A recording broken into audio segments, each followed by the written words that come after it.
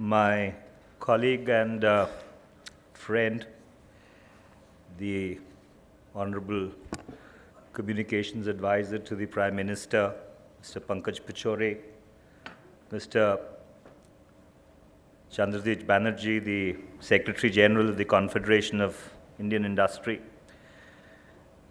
Mr. Uday Shankar, Mr. Ronnie Screwvala, Mr. Amit Khanna, ladies and gentlemen. It definitely wasn't my intention to talk politics today in the morning, but I think a couple of things which Uday Shankar alluded to do definitely require a response. And let me start by saying that Uday perhaps may have been a little right and maybe a little wrong when he said that an accident brought about the economic liberalization process in 1991. The fact remains that the process of opening up India's economy did not really commence in 1991. It actually commenced in 1985. But what happened between 1989 and 1991 was a series of cataclysmic events which transformed the entire global landscape. You had the collapse of the Soviet Union, the demise of erstwhile East Europe, and then you had extremely eminent strategic thinkers like Francis Fukuyama saying that this is the end of history. And then capitalism triumphed. And it held the field from 1991 till about 2004. And in India also, those were the years when the compact on economic liberalization went across the different governments which came and went one after the other between 1991 and 2004. But then in 2004, when people stepped back, paused, and started to think, they realized that there had been economic growth, there had been close to double-digit growth in certain economies, but in many contexts around the world, the growth, unfortunately, was not accompanied by the kind of social gain and this kind of social inclusion which was required. And that's why in many countries which had rejected all forms of or all pale shades of red also started voting social democratic governments back with a vengeance. And that's why in 2004, certain people felt that India was shining. Unfortunately, it was shimmering, or rather it was simmering.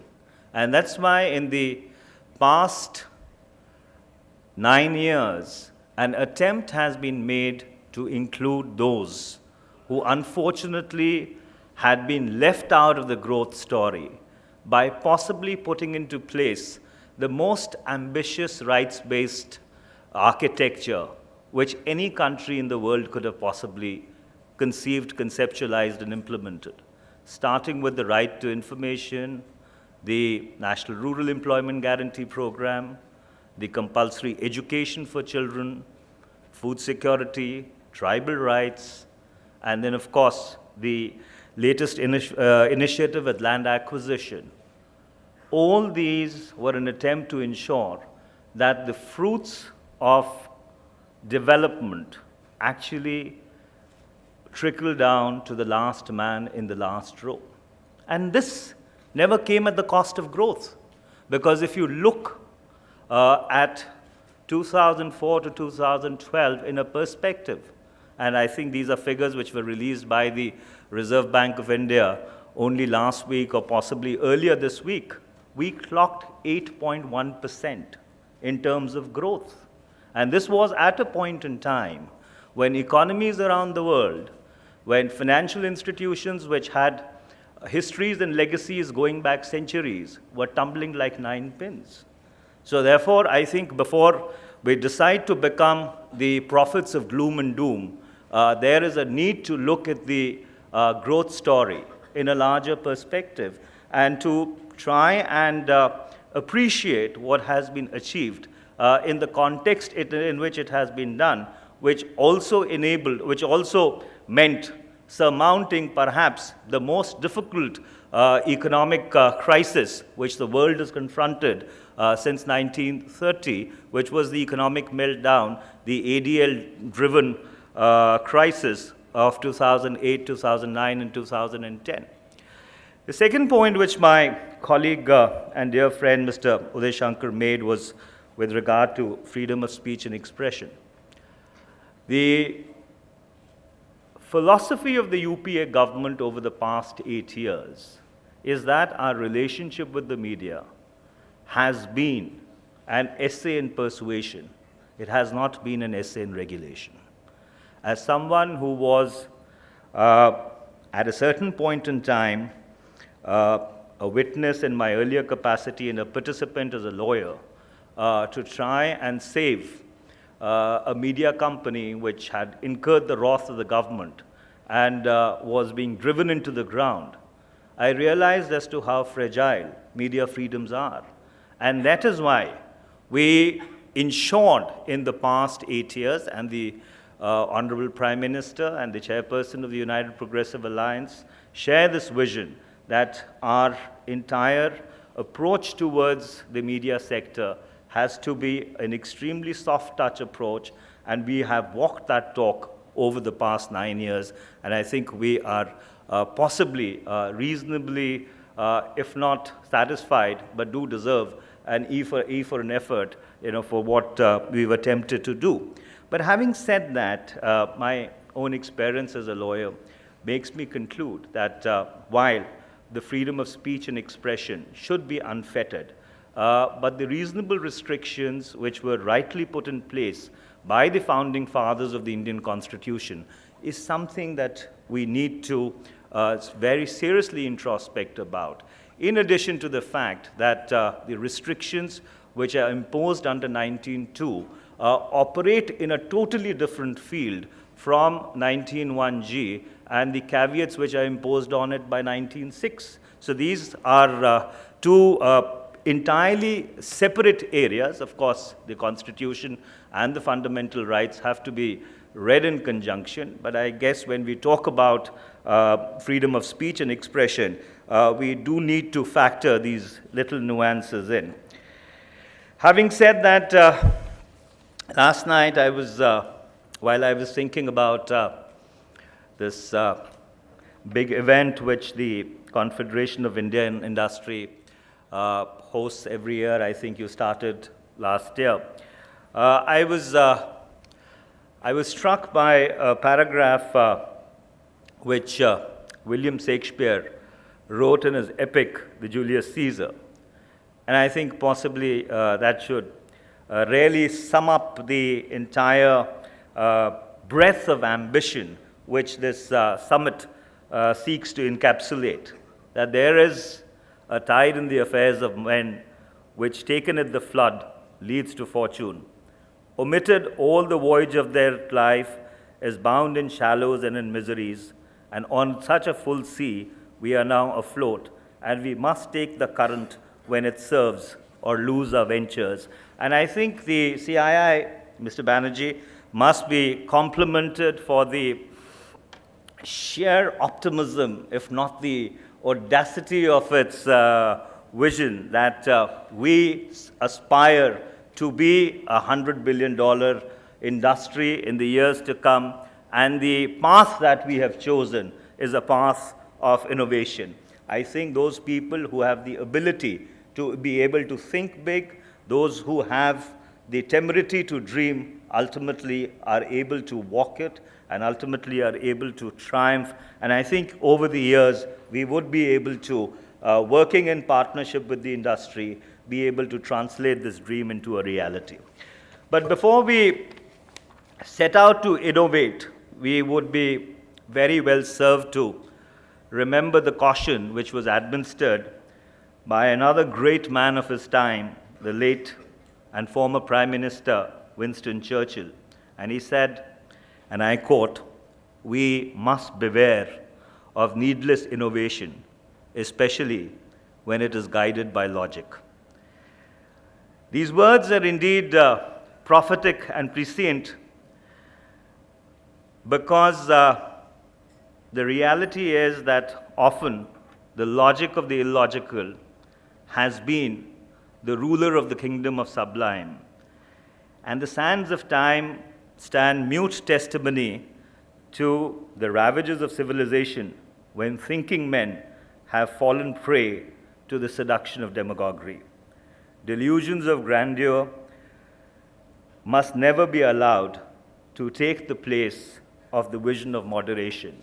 And I would like to underscore that since this is a gathering of thinking people and we as a country have a national obsession with politics, these words would be taken in the context in which they have been uttered. But coming back to the brick and mortar of reality, I would like to appreciate that despite a relative slowdown in the broader economy, the Indian entertainment and media industry has exhibited rather robust growth in the past year.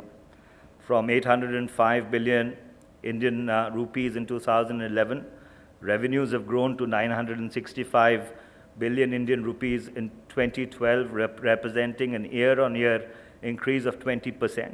And by 2017, if you go by the projections which the report that we just released has to offer, the projected revenues are estimated to reach 2,245 billion Indian rupees at a compounded annual growth rate of 18.4%, which I think is not bad considering that some of the other industries have not been really able to have such a robust level of growth.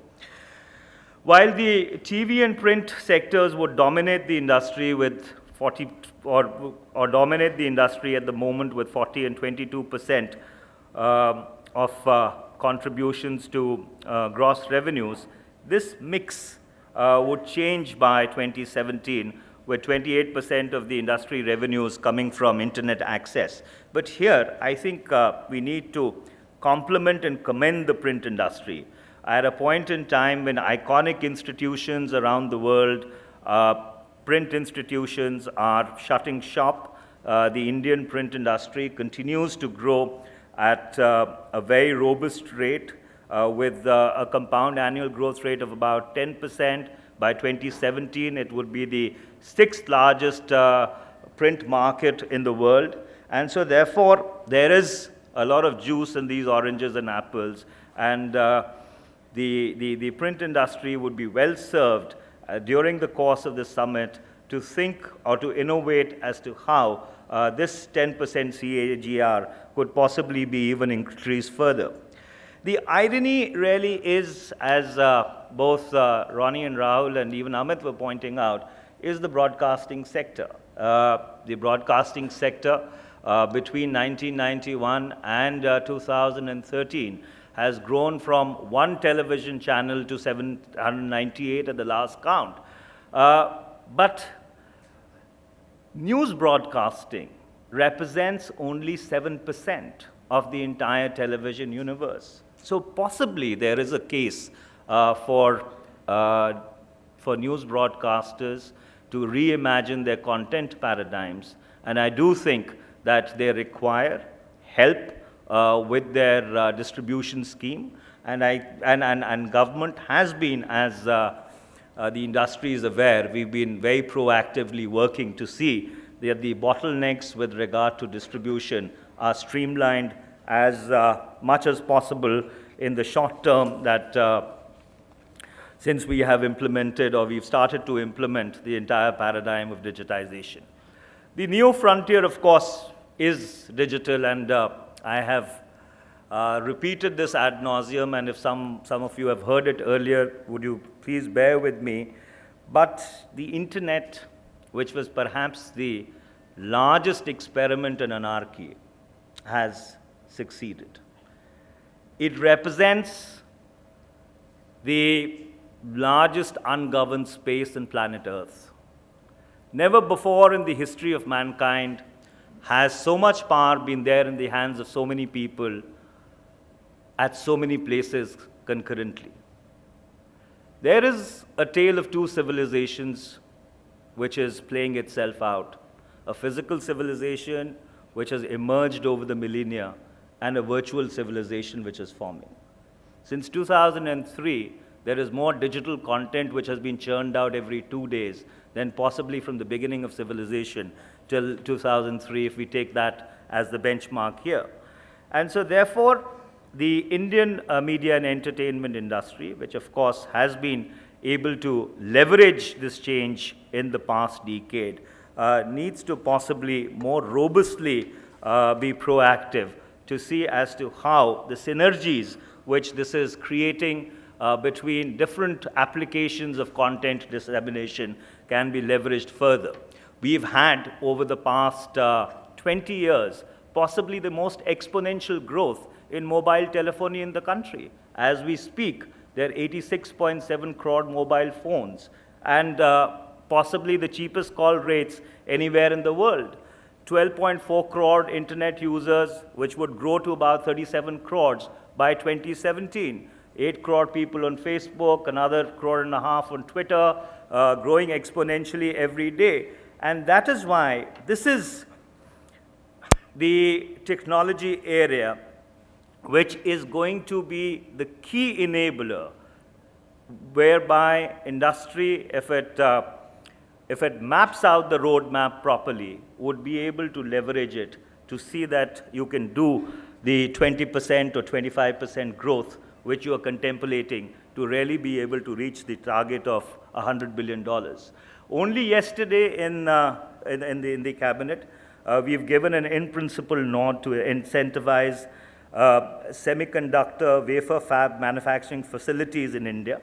And as this new paradigm rolls out, whereby India would possibly become the manufacturing hub for hardware also, this is an opportunity which vendors in this particular space can also leverage. And therefore, what we've been witnessing till now is that while we've been a market leader insofar as content and services are concerned, in the hardware area, we've been lagging a little behind, and that's why government has walked the extra mile. We've taken a decision in principle that we will incentivize hardware creation, which ultimately will feed into software and content and will bring about a synergy.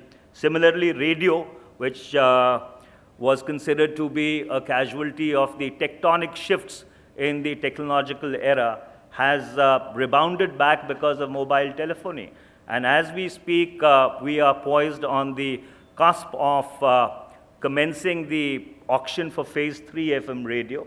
We are trying to put in processes which can make the whole ascending e-auction process as transparent and as hassle-free as possible. And I think by the next month, we would be in a place, we would be in a position to be able to unroll this entire phase 3 auction process. Similarly, in the film sector, which both Ronnie and Uday and Amit alluded to, as we speak, the Justice Mudgal Committee is winding down its remit to overhaul the archaic Cinematographic Act of 1952. We have given them a very, very wide remit. We've given them an open license and the latitude to be able to overhaul the entire legislative architecture in order to bring it up to speed with what the current reality is. And I do hope that when they come back with those recommendations, because there's been a series of consultations across the country, which I do hope the industry has taken advantage of, but when they come back with their recommendations, which they've told us by mid-October, we would try and put this legislative architecture in place. So therefore, some of the concerns which you have, which really have a bearing on the entire federal scheme, center versus state, the CBFC's remit, where the state government's remit on law and order, we would be able to find a method of ironing them out. But The one contradiction which Mr. Amit Khanna alluded to, and I think that is where a lot of work needs to be done, and Mr. Mahesh Bhatt also drew my attention to that, is the lack of television, enough cinema screens in India. While you have, or you may have 14 million Indians who go to cinema every day, this number could easily be 30 million, 40 million, 100 million, provided that we have those many schemes in place. And on this particular aspect, we would welcome any inputs which the industry may have as to how government can work with not only industry on one hand, but with state governments on the other, to see that we can put in place a proper package of incentives which can lead to the creation of infrastructure, which then the soft power or the content industry would be able to leverage to possibly attain its growth objectives. I would just like to conclude on a very personal note. When I took over as the minister last year, it was on the cusp of the CII's Big Picture Summit. For 5 years as the spokesperson of the Indian National Congress, I had interacted with the front end of the media, and over the last 10 months, I've been trying to understand the nuances of the back end of your business. I must confess, it's been a very steep learning curve, but all of you have been extremely patient teachers, and I would like to thank all of you for your patience. And I would just like to leave you with one thought, that government, and especially the government of the United Progressive Alliance, believes that the media and entertainment industry, both in its content and non-content dimensions, is something which can unlock the creative potential of millions and millions of young people across the length and breadth of this country. And we would partner with the industry, we would walk that extra mile to ensure that we put in place the requisite infrastructure, the requisite policy landscape to see that you are able to translate your $100 billion vision into reality. Thank you very much.